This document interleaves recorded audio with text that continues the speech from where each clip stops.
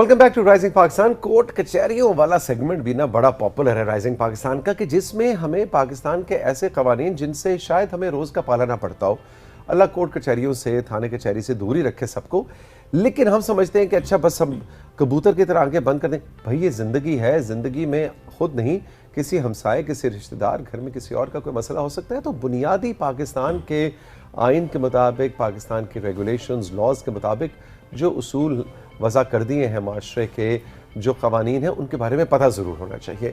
मोहम्मद अफजल खान जदून साहब जो कि एडवोकेट हैं सुप्रीम कोर्ट ऑफ पाकिस्तान के, आज हमेशा की तरह जब भी वक्त निकालते हैं, बड़े मसरूफ़ वकील हैं, जब भी टाइम कभी कभी निकालते हैं तो हमारी रौनक बढ़ती है प्रोग्राम के। हमारे साथ मौजूद हैं। गुड मॉर्निंग, अस्सलाम वालेकुम। वालेकुम अस्सलाम सर, कैसे हैं? ठीक है, बिल्कुल ठीक, बिल्कुल ठीक।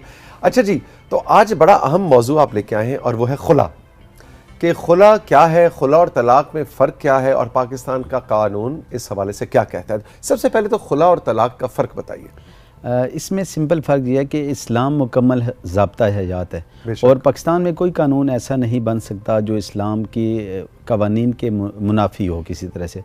जहाँ पे निकाह के बाद हस्बैंड को ये राइट हासिल है कि वो जब भी अगर ये समझे कि ये ज़िंदगी का निभा मुश्किल है तो वो किसी भी वजह से हेटफुल लाइफ गुजारने के बजाय वो डिवोर्स दे सकता है। निकाहनामे में भी एक शर्त रखी गई है कि क्या खातून को तलाक का हक़ दिया गया या नहीं दिया गया।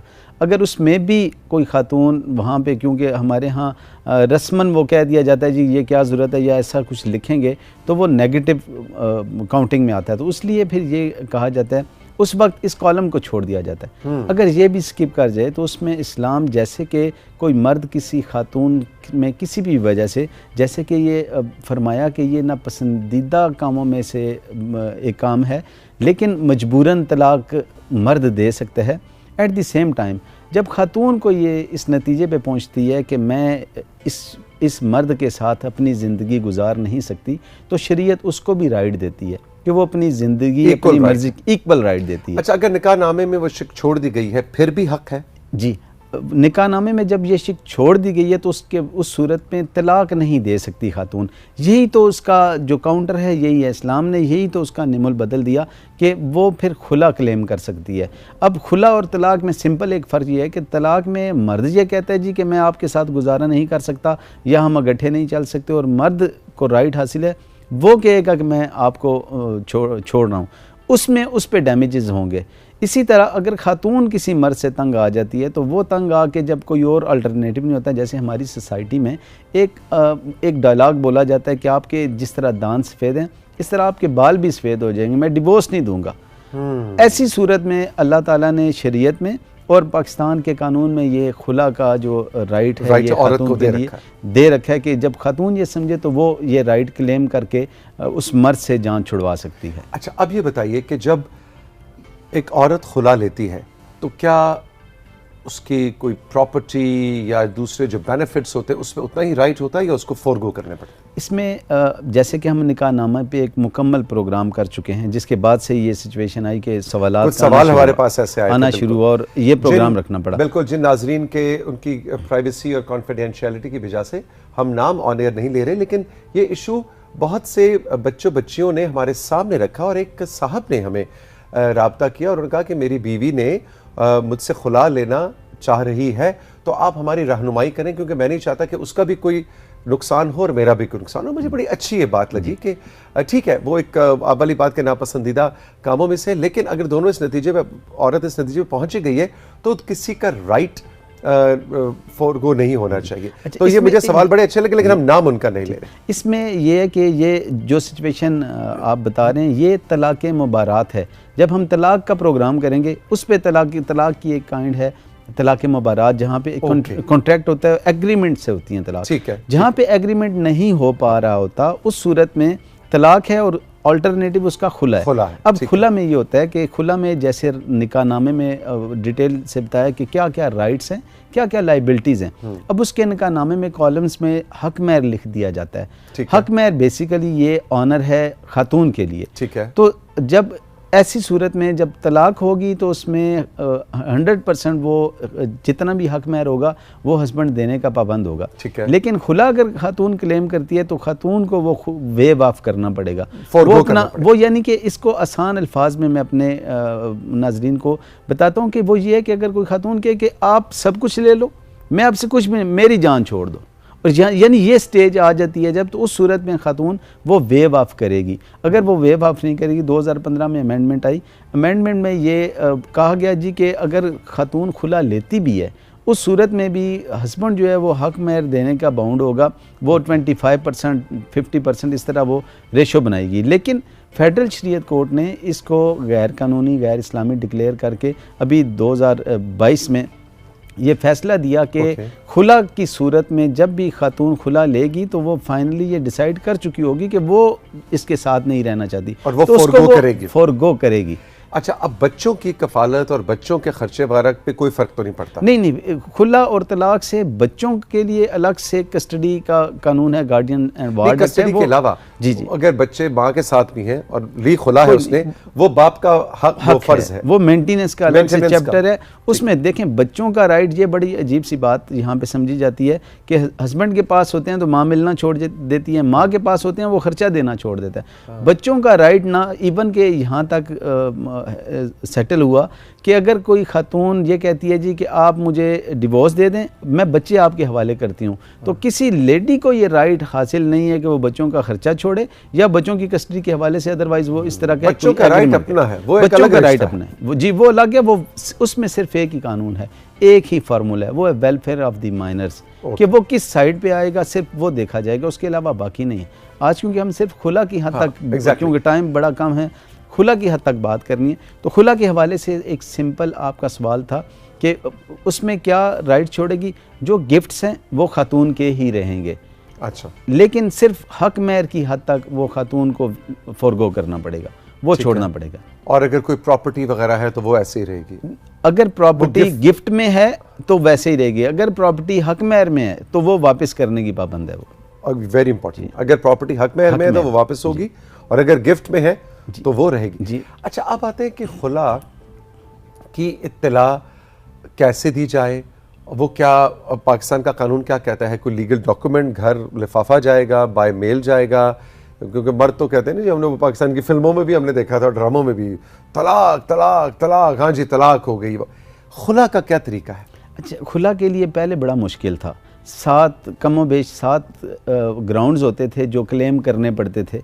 अब यह है कि वेमेन प्रोटेक्शन एक्ट के बाद अब ये कर दिया गया कि खुला के लिए खातून सिर्फ इतना कह दे कि मैं किसी भी वजह से मैं इसको डिसलाइक करती हूँ और मैं इसके साथ नहीं रहना चाहती, तो कोर्ट्स बाउंड हैं। ये बाउंड का वहाँ पे वो शेल का वर्ड यूज़ किया गया कि उसके लिए सिंपल ये होगा कि वो कोर्ट में जाएगी, एक अपना सूट फाइल करेगी, उसमें कोर्ट दूसरी पार्टी को नोटिस करेंगी, वो अगर आ जाते हैं, आने के बाद वो रिटर्न स्टेटमेंट देंगे, इससे ज़्यादा कोई प्रोसीडिंग नहीं होगी। कोर्ट एक दफ़ा इनकी रिकन्सिलिएशन मीटिंग करवाएगी। अच्छा। मसालियत की प्रोसीडिंग अपने सामने कोर्ट करवाएगी, उसमें वो कोशिश करेगी कि हो जाए। लेकिन खातून अगर ये कहती है कि मैं नहीं रहना चाहती, तो वो कोई यानी कोर्ट के पास कोई इस किस्म का इख्तियार नहीं, मसवाई इसके कि मसालियत की प्रोसीडिंग में वो अगर वो समझे कि एक मौका और दे दे, 2 मौके, अदरवाइज़ कोर्ट जो है बाउंड है कि उसी डेट पे मसालत नाकाम करे और नाकाम करने के बाद डिग्री पास कर दे और जजमेंट दे दे जी कि ये इनकी खुला हो गई है।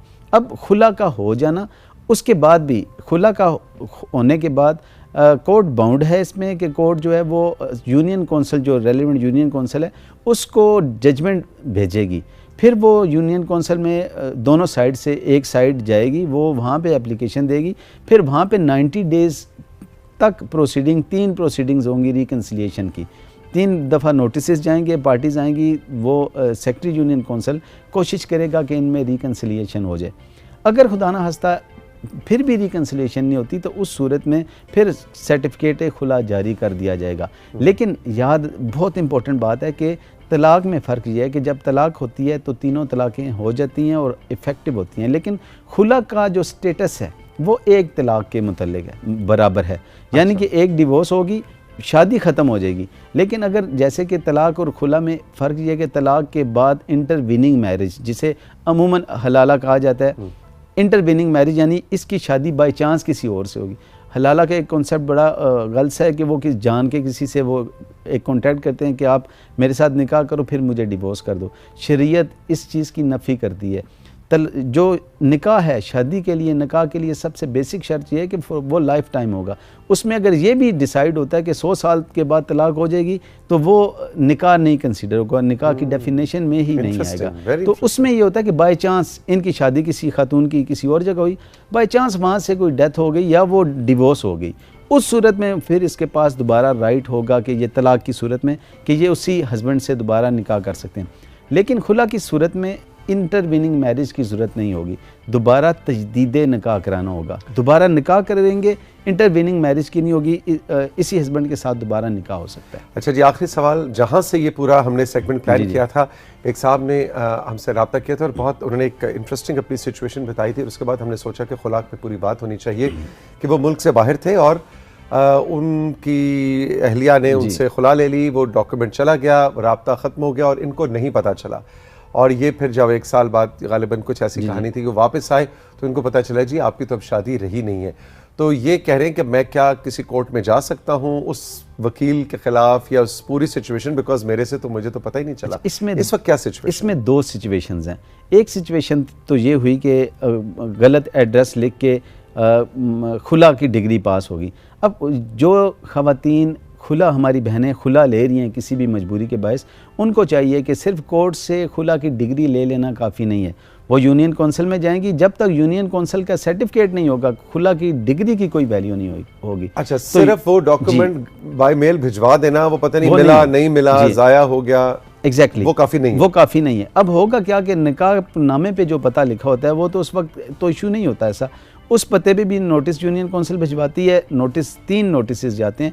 अब खुदा ना हस्ता ऐसी सूरत पैदा होगी कि कुछ अरसे के बाद उसे पता चला कि उसकी शादी ख़त्म हो चुकी है।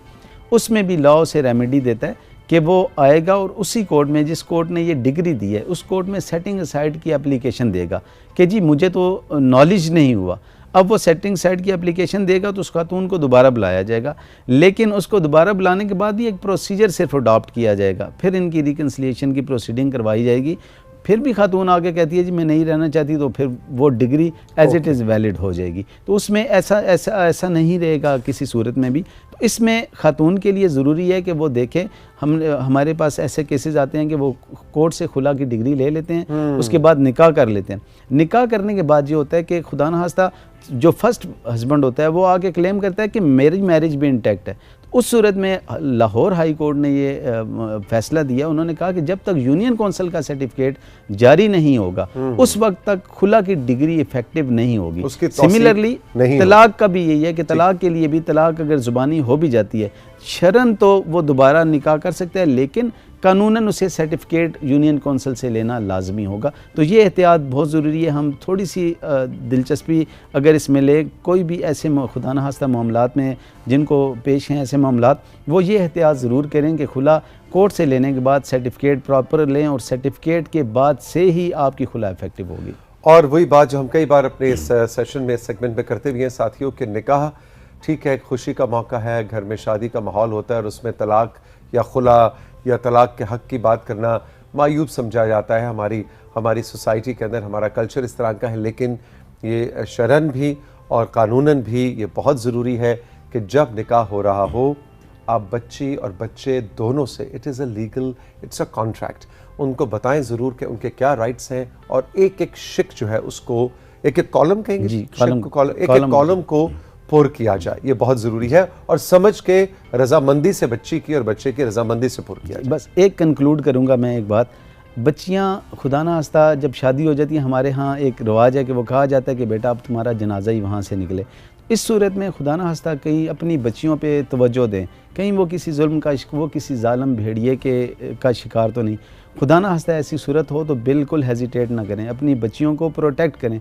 इससे पहले कि बच्चियों के जनाजे या बच्चियों के लाश पे जाके आपको रोना धोना पड़े, बच्चियों से कांटेक्ट करें और जैसे भी ऐसा हो आपको लॉ उसकी प्रोवाइड करते हैं। और यकीन करें ये दोनों शरई और कानूनी दोनों हवालों से बिल्कुल जायज़ है। जो खुला है वो खातून का राइट है, उसे मरने ना दें, वो उससे जुल्म देखें। सिर्फ अगर खुदा ना खास्ता ये ऐसा नहीं करती और वहाँ पे जुल्म बर्दाश्त करती है, तो आप यकीन करें अगली आने वाली सारी नस्ल इससे इफ़ेक्ट होगी। उनमें भी ये सारे मसाइल जो पेरेंट्स के दरमियान होते हैं ये वहाँ तक ट्रैवल करेंगे। तो मेरी सब दोस्तों से ये है कि अपने बच्चों पे, अपनी बच्चियों पे, अपनी बहनों पे तवज्जो दें। अगर कहीं किसी जगह हैं कोशिश करें रिकन्सिलिएशन की, अगर फिर भी नहीं होती तो उनको बिल्कुल बेयारो मददगार ना छोड़ें। लॉ आपके लिए मौजूद है, आप अपने इलाके के वहाँ पे जाएं और इसके लिए वकील का करना भी ज़रूरी नहीं है। आप सिंपल एक एप्लीकेशन लिखें खातून की तरफ से और चले जाएंगे कोर्ट में फ़ाइल कर देंगे सिंपल एप्लीकेशन, तो इन पर्सन भी आपको सुना जाएगा। और उसी तरह ये कोर्ट प्रोटेक्ट करती है, आपको लॉ प्रोटेक्ट करता है। लेकिन किसी अपनी बेटी, अपनी बहन को किसी भी जालिम के हाथों इस तरह बिल्कुल उसे यानी खुदकुशी पे मजबूर ना करें। बहुत शुक्रिया, बहुत शुक्रिया। आई थिंक बड़ा कैंडिड, बड़ी ओपन आपने डिस्कशन